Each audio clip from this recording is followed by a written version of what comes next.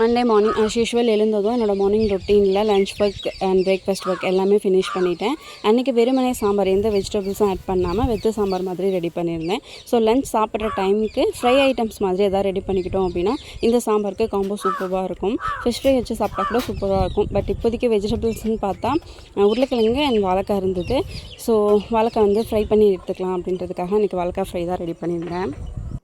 வாழைக்காய் தூளை நல்லா பீல் பண்ணிவிட்டு கட் பண்ணி கொஞ்சமாக உப்பு, சீரகத்தூள் and red chilli powder and கொஞ்சமாக மஞ்சத்தூள் இதெல்லாம் ஆட் பண்ணி ஒரு 10 to 15 மினிட்ஸ்க்கு மேரினேட் பண்ண வச்சுட்டேன்.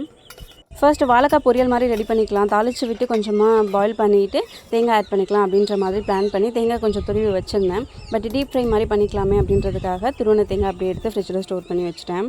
அன்றைக்கி அயன் கடாய் தான் நான் யூஸ் பண்ணியிருந்தேன். ஸோ கடாயில் கொஞ்சமாக எண்ணெய் ஆட் பண்ணிட்டு தாளிப்பு ஐட்டம்ஸ் எல்லாம் ஆட் பண்ணி வாழைக்காய் ஆட் பண்ணிட்டு அண்ட் தேவையான ஸ்பைசஸ் எல்லாமே ஆட் பண்ணி கொஞ்சமாக தண்ணி ஆட் பண்ணிவிட்டு 5 to 10 மினிட்ஸ் கிட்ட குக் பண்ண வச்சோம் அப்படின்னா வாழைக்காய் ஃப்ரை ரெடி.